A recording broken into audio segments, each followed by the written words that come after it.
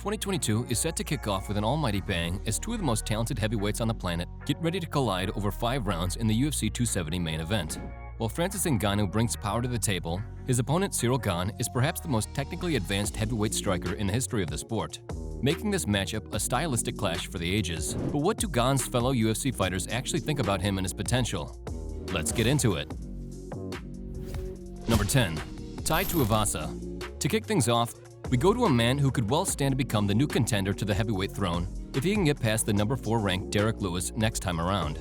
Tai Tuivasa had one hell of a 2021, scoring 3 straight knockouts to make his position as a true fan favorite set in stone.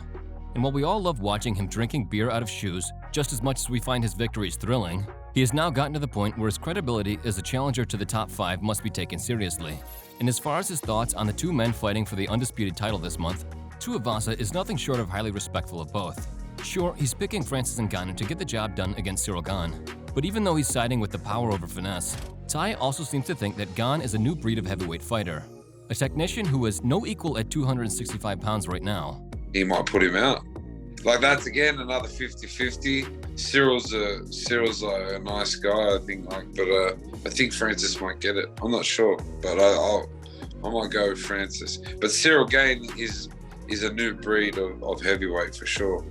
Whether he will one day step into the cage with him remains to be seen. But if he can get past the Black Beast, who knows? Perhaps this matchup will become a reality. Number 9. Israel Adesanya. As one masterful striker admiring another, it makes sense that Israel Adesanya would be a big fan of Ciryl Gane. And sure enough, upon tuning in to watch the Frenchman earning the interim heavyweight title with a dominant performance against Derrick Lewis, he was full of praise for the levels that Gane brought with him to the cage. The last stylebender, like Gane, prides himself on his ability to dissect his prey using a diverse skill set and cerebral approach. And upon watching Gane's TKO of the Black Beast Lewis, he bestowed the nickname Cerebral Ciryl Gane onto him. Patient Francis is a thing now. Patient Francis is a thing. So yeah, Francis is different now, and he's still the heavyweight champion. This guy is dangerous though, man. Cerebral, surreal. I'll say that. Cerebral, surreal, because he's just systematic. Pop, pop, pop, pop, pop, pop, pop, pop, pop, pop, pop, pop, pop, boom. Dangerous. Indeed, there are parallels to be found between both men's fighting style, with both doing their best work when the fight is on its feet. And overall, they certainly seem to be pushing the boundaries in their own special way. Whether both will end 2022 with control of their divisional belts remains to be seen, but their elite striking no doubt will make them a nightmare for any fighter who ends up across the octagon from them. Number 8. Sean O'Malley. Whether you love him or hate him, it cannot be denied that Sean O'Malley is one of the most technical strikers in the bantamweight division today. A truly elusive talent who keeps his opponents guessing from the opening bell onwards. And in Ciryl Gane, it could be said that O'Malley sees a kindred spirit, a fighter who, despite being about 100 pounds heavier than him, possesses some of the same traits. But even though Sugar Sean gives credit to Gane for his ability to move like a lighter man, how he sets up shots with some very nimble feints, he still finds it difficult to pick against the sheer force of nature that is the champion. Power at heavyweight just isn't the same factor as it is at bantamweight, and when you've got as much of it as Francis does, any gulf in technical ability can be made quite insignificant. I think who's got more actual technique skills, better skills, is Gane. Francis is just a freak of nature who's been training hard. Yeah, he has. But he's just a dude. I guess Gane is too. Gane's pretty jacked, but Francis is just different. Right. He's a different animal. Number 7. Chael Sonnen. Chael Sonnen can always be counted on to bring an interesting take to the table. And when it comes to the heavyweight title matchup set to headline UFC 270, he cites Ngannou and Gane's shared past experiences as sparring partners as something that may well have an effect come fight night. Speaking specifically about Ciryl Gane's respect for Francis's power, Chael seems to think that their time spent working together in the gym will help Gane the most, as he won't be forced to deal with the fear of the unknown when it comes to his opponent's ridiculous power. More often than not, the psychological battle that surrounds punching power can be built into something huge in one's mind when they don't know what they're dealing with. According to Sonnen, Gane's experience in there with the Predator is an advantage that no other fighter he has faced so far has had. Rematches many times are a lot more fun for that same reason. They know each other. There's something very relevant to that. And I think when you're dealing with somebody as scary as Francis, the mere fact that Ciryl is likely less terrified just because he knows it's the unknown that's scary. What do you think when you were a little kid, you didn't like the dark? You didn't know what was out there. Number 6. Michael Bisping. As a former middleweight champion who has been in there with some of the best strikers of his era, when a fighter as revered as Michael Bisping tells you move like a 185-pound fighter, you know you're doing something right. Gane, according to the count, is a new type of heavyweight fighter, an excellent mover who has a level of diversity to his offense that will make him a nightmare for anyone in the division. Giving props to Gane for his fighting IQ, Bisping explains how the sheer intelligence of Ngannou's opponent could well prove to be the perfect foil for the fearsome punching power coming back at him. It's a tough strategic matchup for Francis Ngannou because Ciryl, as we know, he moves very well. He moves like a middleweight. He's got in and out footwork. He's very light on his feet. And he's strategic in there. He picks his opponents apart. He uses a lot of kicks. He has a more diverse skill set. He uses his jab very well, in and out. And he breaks people down. He breaks them down just like he did against Derrick Lewis. Doesn't rush it, right? He knows he has 5 rounds in these fights. He takes his time, picks them apart, uses kicks, uses jabs. And when they start to fade and then when they start to get tired, that's when he sticks around in the pocket a little more and gets the finish in the 3rd round, just like he did against Derrick Lewis. Whether it will be enough to stand up to the legendary finishing ability to the champion is anyone's guess, but according to Michael Bisping, to discount Ciryl Gane at this stage would be foolish. Remember, if you're enjoying our content and want to see more, be sure to leave a like before subscribing to the channel so you don't miss any of our weekly uploads. Number 5. Jon Jones. Jon Jones might have quite a lot of work to do to recapture the public support after yet another set of troubling legal issues in his personal life. But as things stand, controversies or not, the former 205-pound king is still set on a move up to the heavyweight division. And with an eye on January's clash between the champion Francis Ngannou and the challenger Ciryl Gane, Jones was pretty honest in his assessment of both men as potential dance partners.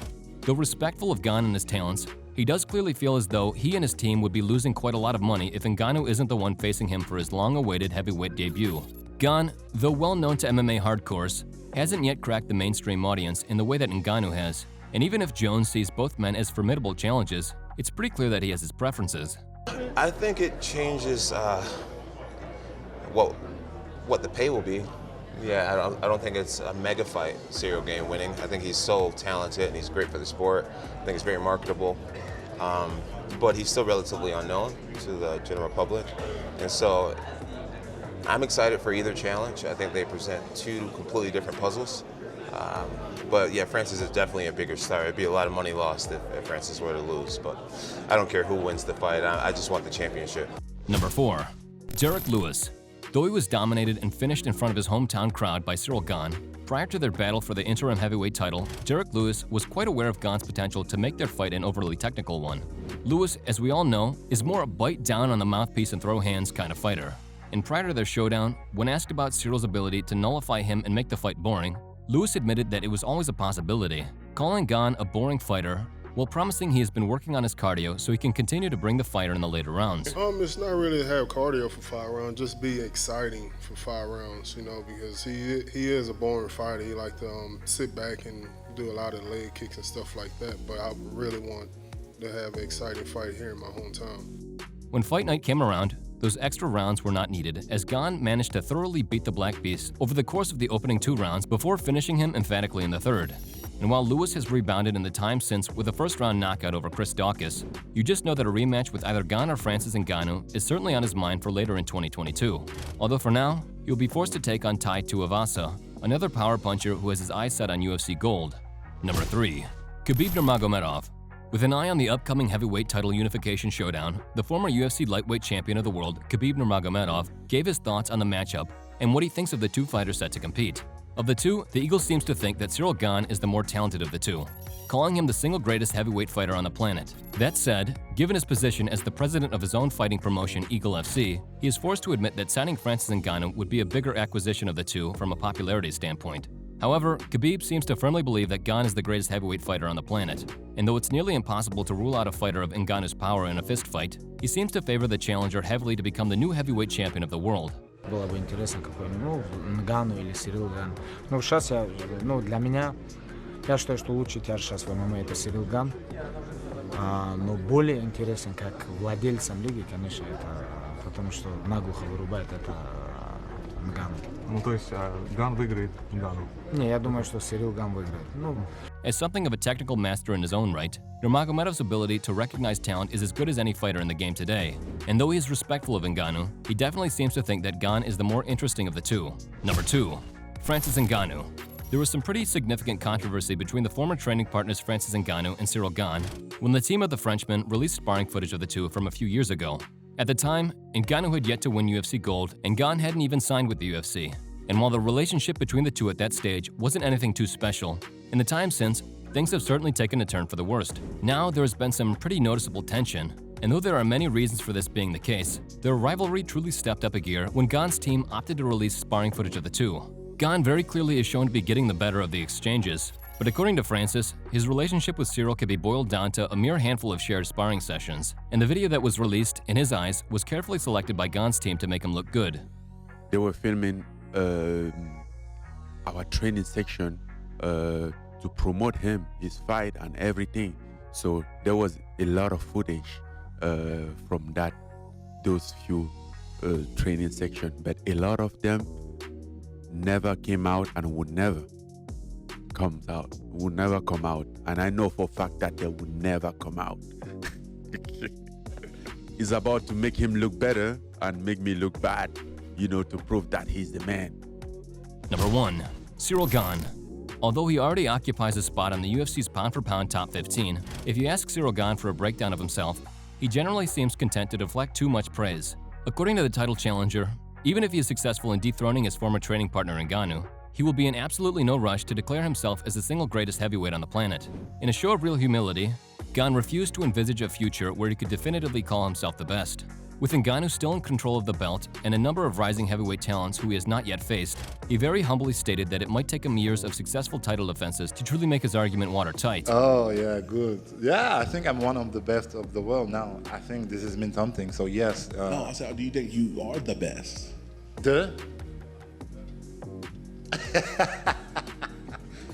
don't want to say that because the champion is still Francis Ngannou, and I must fight all the guys of the roster to be the best. I think I need to prove. I just started, so I need to prove for a few years, and after that, maybe I'm gonna say, yeah, I'm the best.